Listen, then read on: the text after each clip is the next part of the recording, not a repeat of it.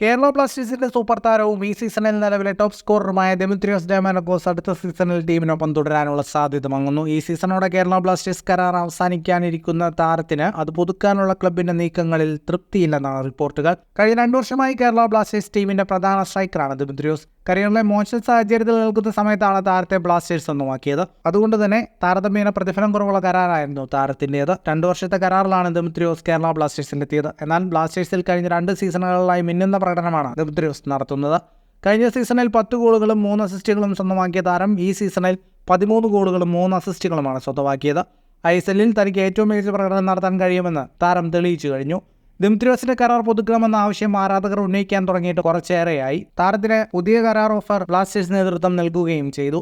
എന്നാൽ താൻ നടത്തുന്ന പ്രകടനത്തെ നീതീകരിക്കുന്ന ഒരു കരാറല്ല ബ്ലാസ്റ്റേഴ്സ് നൽകിയത് എന്നതിനാൽ താരം തൃപ്തനല്ല. ഇതേ സാഹചര്യം തുടർന്നാൽ ദെമിത്രിയോസ് ഈ സീസണോടെ ബ്ലാസ്റ്റേഴ്സ് വിടും. കൂടുതൽ ഫുട്ബോൾ വാർത്തകൾക്കും വിശേഷങ്ങൾക്കുമായി ഈ ചാനൽ ഇപ്പോൾ തന്നെ സബ്സ്ക്രൈബ് ചെയ്യുക.